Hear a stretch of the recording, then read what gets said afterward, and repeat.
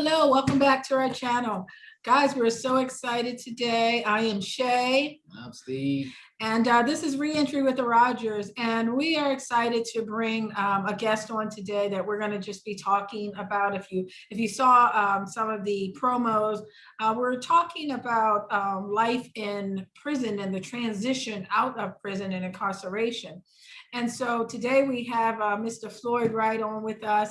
And Mr. Floyd, tell us a little bit about, I guess, what your life was like prior to being incarcerated, how old you were, and how that, things all come about. Got you. Okay. I am currently 68 years old. I was 67 at the time that I went to prison, and I had been a businessman and worked in government for 35 years. And I worked in financial planning, financial operations.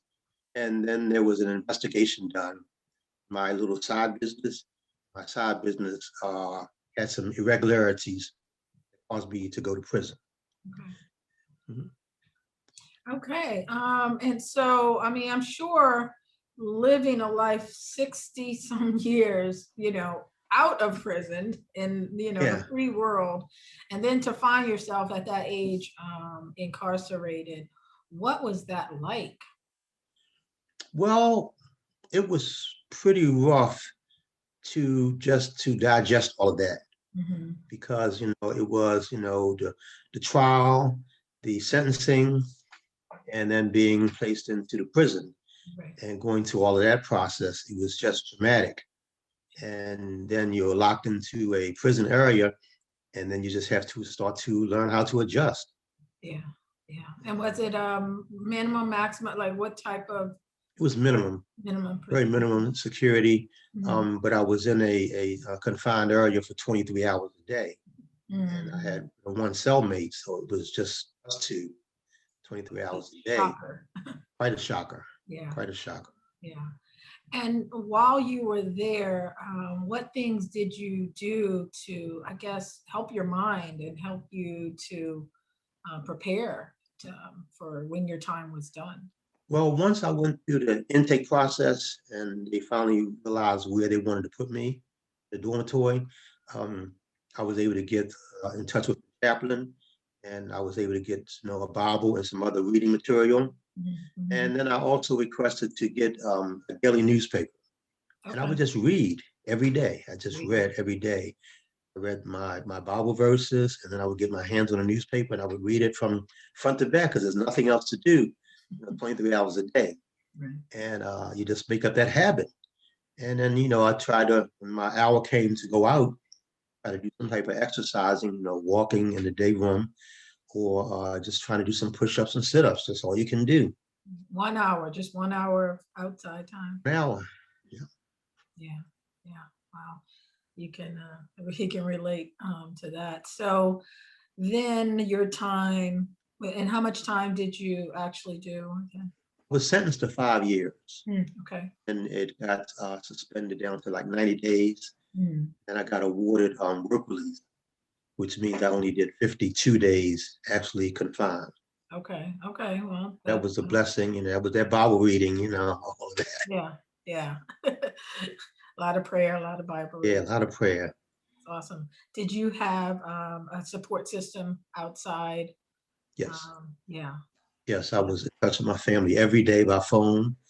It got to be expensive, but we talked 2 or 3 times a day, handle, household operations, paying bills and stuff, being kept up on, who's what, who everybody is, and, who's looking out for me and who's coming to visit and things like that. That's awesome. Okay. And then your time to leave, how the day, just think back, I guess, to the day or 2 before that time came. What were you feeling? Were you nervous? What were you anxious? What were your feelings? Well, I kept a little calendar, because when they told me that for every day that I worked, I would get a day off of my time. So I had a little check off, and for every day I was checking off. And when I got down to the last 3 days, and I knew that it was going to be coming, And by me being on work release, I had to go to work that night. The next morning, I came back to my dorm and I talked to the CO and I said, am I on the listing to be released today? And he said, I'll let you know. And then about a half hour later, he came back and gave me the okay sign. And he said, start packing your stuff up. And I pretty much had already been packed up. So he came back to get me and ordered me out into the area so I could be released. And it's a process to be released because they have to check and make sure you have no outstanding warrants and other stuff. And my clothes didn't fit me anymore because I had lost like 60 pounds just being in there because I wasn't eating and just being in a cell all the time. So, you know, I got released and then was able to come home. And then that started that process. Yeah. And that is a process, you know, Yes. in its own. So I was thinking about, and just in honor of Black History Month and all the newly highlights, you know, that's going on in our society and our world with, you know, Black businesses and pushing Black businesses and really supporting Black businesses right now. I think a lot about people who are being re-entry back into society. And the challenge is just because of that, coming back into society and being able to get employment or career or start a business.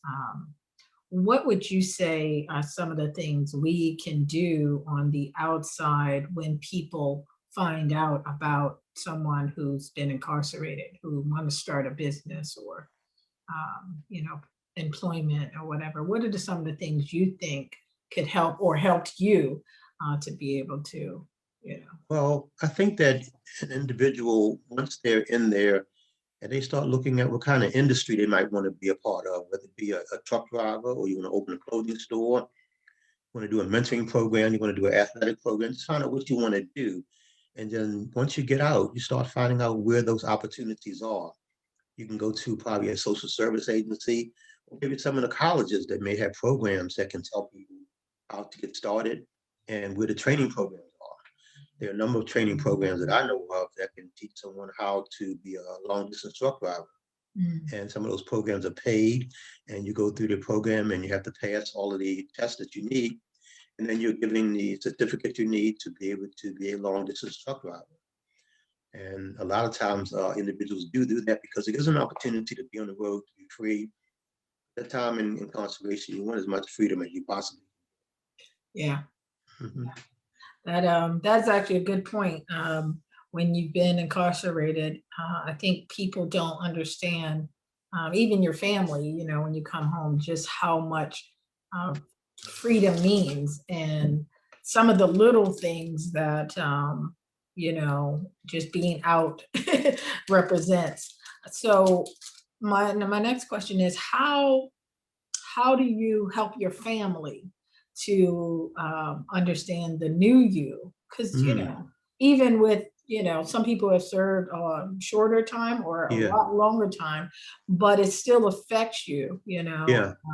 And how do you help your family to transition with you and understand where you are mentally and things that you need, you know, when you come home? Yeah, periodic periods of just talking about it, remembrance. I'm still in some mental health counseling, and I get counseling every week, and I get opportunity to express myself to my counselor. And I have certain assignments I have to do, certain writing assignments I have to do, and just other exercises that he's asked me to do, be fresh and clear. Because, you know, it has a toll on me. And I don't know if it ever ends, but it does have a toll on me. I think that's absolutely perfect what you said about counseling. You know, especially in the Black community, mental health awareness has been minimal at best. We're getting a little bit better about it. You know, counseling was shunned upon for so long in our community. And I think that that is a huge part of helping to any major changes in life, but especially with incarceration and transitioning, like that is so such a necessary step. And I hope that more people don't look down upon it and take it as an opportunity, as a stepping stone to, to do better and get better. So I think that's great. Okay, so one of my questions is for me, and for Stephen as well, who has walked through these processes that we are talking about. So he has a firsthand experience as well. For me, I think a lot about recidivativeness and why people continue to go back to prison. And I think I have a mission to figure out how to help people. But I think you have to learn, you have to have an understanding, you have to be willing, have an open mind and open heart to figure out what is it that people need so that that's not a problem, and especially if we can get some of the younger folks, before they start on that path.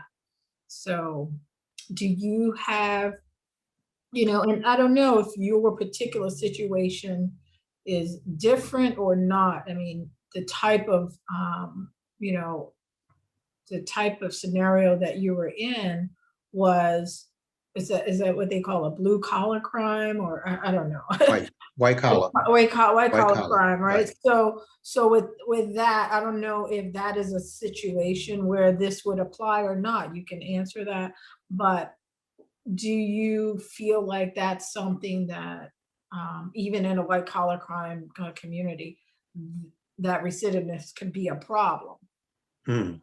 Well, even though it was a white collar crime, I was in prison in a dormitory with 23 other guys.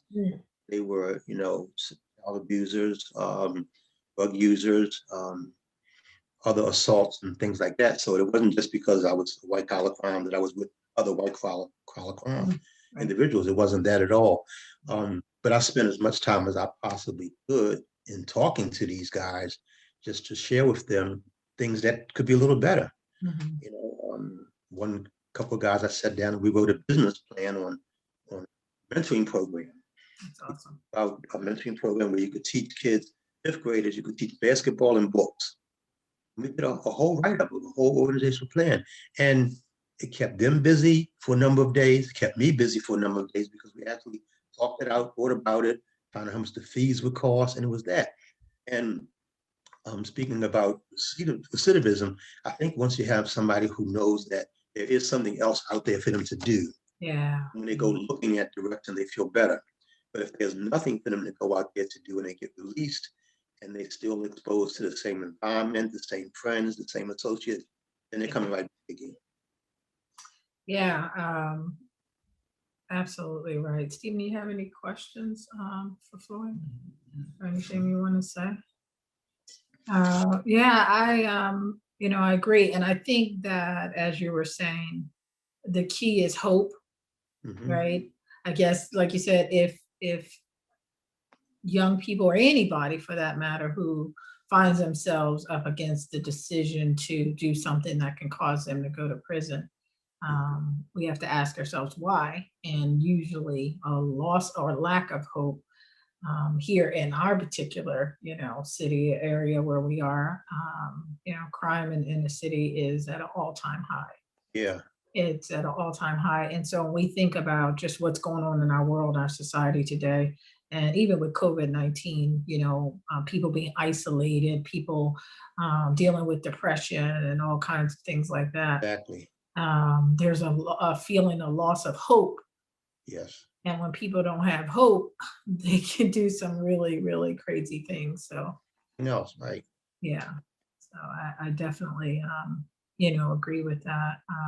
And I think you answered the question about things you can do to be, I guess, while you're there, whether it's for 90 days or 900 days, things that you can do to prepare yourself, right? Because, even in prison, I mean, they have opportunities, they have classes, they have resources, and, however limited it may or may not be, you have to be able to take advantage of everything that you can, right, to help prepare you for the outside world.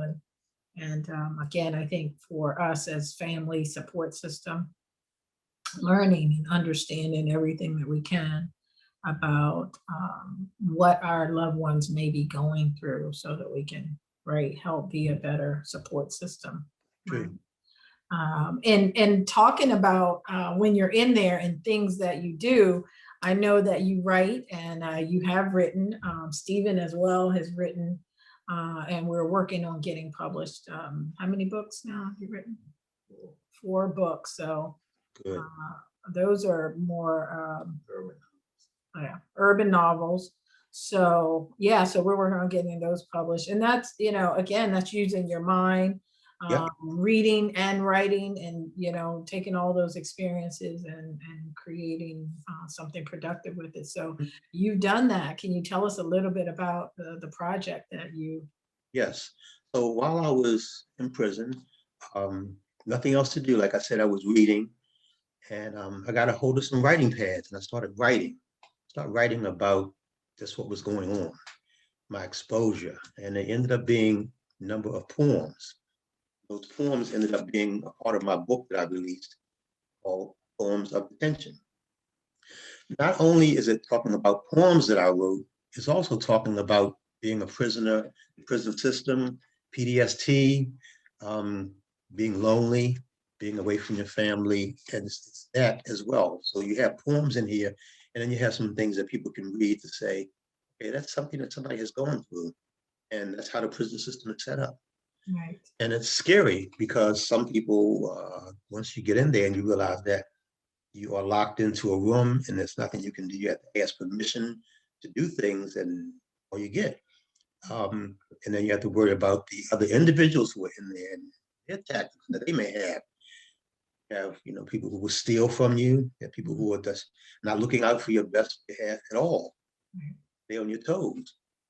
There's a lot. There's a lot. Yeah. And, you know, as an older guy, you know, I had to be exposed to some verbal abuse, never physical abuse. They said things to me that weren't the nicest of things, you know, but that's okay. You know, you got people around you and you don't know where they come from, Right. you know. Right. So it was very interesting. Getting the book out was good because when I finally finished the manuscript and have it delivered, and then the books finally came, and then the publisher brought them to me, and then I had tears in my eyes because it was like the ending of a chapter. Yeah. Now I can go somewhere else with it. I can let it go. Yeah. And I've had people who have read the book. I have one young lady, she wrote me back scriptures out of the Bible for every poem that I wrote. Oh. I got that. That was like, this is, but everyone has gotten different things from it. It's been very good. There's 400 copies sold. It's been out for 1 year. That's and awesome. hopefully I'll get another couple hundred. I'm ready to let it go. But I'm also looking at doing a second book. Yeah. Plan, but you have nothing but time. Yeah, that's awesome. That's awesome. And so that actually, that experience actually catapulted something into you that you may not have done prior, right? I was thinking of that. Yeah, yeah. So that's awesome. And what type of audiences do you think would, you know, benefit from the book? Well, I spoke to a group of high school students who talked about that and that type of a life. They were interested in different parts of learning about how it happened, what it's like, and what is afterwards. And then there have been some churches who've talked, interested, and a lot of mentoring programs asking about it. Yeah. So those have been the areas that people have been more interested than anything else. That's awesome. That's awesome. So we want to just you know, thank you for taking the time to join us and share your life and your story. And you know, we want to let people know that you know, if you want to contact Mr. Floyd, his information is in the description, and you can get a hold of him for possible speaking to young folks. If you want to get a hold of his book, you know, send it to family members who are incarcerated. Yes. That would be awesome. So again, you know, we want to say thank you. Yeah. So And, we're here, we're connected, and we know we're all doing our part in different ways to make a difference. So again, thank you again, Mr. Welcome. Floyd. And you have a great day, and Okay. God bless you. Thank you very much. Stay safe. Bye-bye.